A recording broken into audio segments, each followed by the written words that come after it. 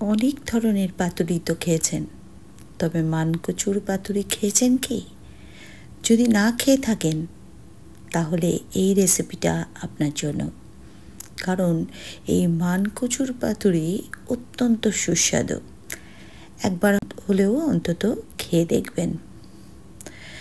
আমি শুক্লা ব্যানার্জি, আবারও একটা নতুন রেসিপিতে আপনাদের সবাইকে স্বাগত। এই মানকচুর পাতুরি তৈরি করার জন্য প্রথমেই লাগবে মানকচু, এবং কচুটা একটু ভালো মানের কিনবেন। দুধ মান হলে সবচাইতে ভালো হয়, না হলে কিন্তু আপনার পরিশ্রম বিফলে যেতে পারে। কারণ কচুতে অনেক সময় গলা ভীষণভাবে চুলকোতে থাকে,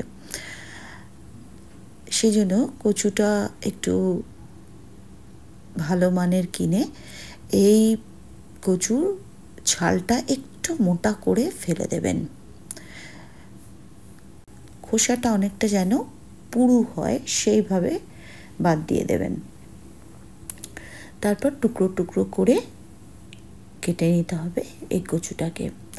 আর কচুতে হাত দেওয়ার আগে অবশ্যই হাতে একটুখানি সর্ষের তেল আর নুন মেখে নেবেন ভালো করে।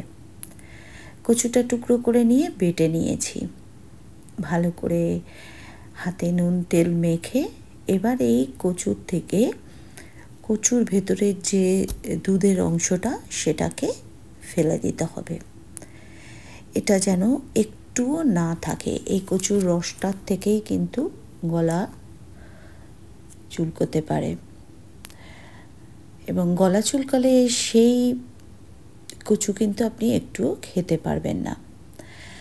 হাত দিয়ে যদি নিগড়ে ফেলতে পারেন ভালো, না হলে এরকম একটা সুতির কাপড় নিয়ে তার মধ্যে কচুটা দিয়ে রসটা একদম চিপে নেবেন। হাতে যদি পারেন একটা গ্লাভস পরে নেবেন বা একটা প্লাস্টিকও বেঁধে নিতে পারেন। এইভাবে একদম কচুর রসটা নিগড়ে ফেলে দিতে হবে। এই কাজটা খুব যত্ন সহকারে করবেন, এবং এই কাজটাই সবচাইতে কঠিন। দেখুন একদম রসটা নিগড়ে গেছে। এবার আমি একটা জারে বাটার জন্য দিলাম 3টে কাঁচা লঙ্কা আর আধমালা নারকোল। এই নারকোল, কাঁচা লঙ্কা আর যে কচুটা আমি রস নিগড়ে রেখেছিলাম সেই কচুটা, তার সাথে দিলাম 2 চামচ সর্ষে, নুন আর চিনি, সবগুলোকে খুব ভালো করে বেটে নিতে হবে। কচু বাটা হয়ে গেলে একটা বাটিতে রেখে অনেকটা কাঁচা সর্ষের তেল দিয়ে চাপা দিয়ে দিতে হবে। অবশ্যই একটা এয়ারটাইট কন্টেনারে রাখবেন। এই কচু বাটা কিন্তু আমার তৈরি। এবার পাতুরি করার জন্য পাতার প্রয়োজন। এখানে আমি বড় বড় দেখে লাউ পাতা নিয়েছি। শীটটা ফেলে দিয়ে, অবশ্যই আগে পরিষ্কার করে ধুয়ে নিয়েছি। শীটটা ফেলে দিয়ে ভেতরে যে কচুটা বেটে রেখেছিলাম সেটা আর কাঁচা সর্ষের তেল দিয়ে পাতাগুলো এভাবে ভাঁজ করে দিতে হবে। কোনো বাধার দরকার নেই। শীটটা ফেলে দিলে সহজেই দেখবেন পাতা ভাঁজ হয়ে যাচ্ছে।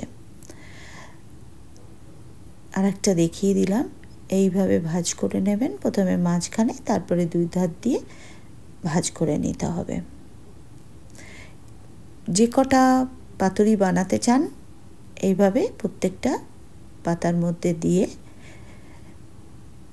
ভাঁজ করে রেখে দেবেন।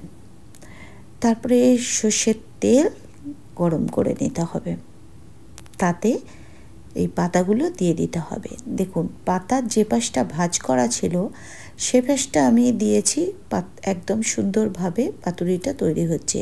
কিন্তু যেই আমি উল্টো পাতটা আগে তেলে দিয়েছি সেই সময় কিন্তু পাতাটা খুলে আসতে চাইছিল।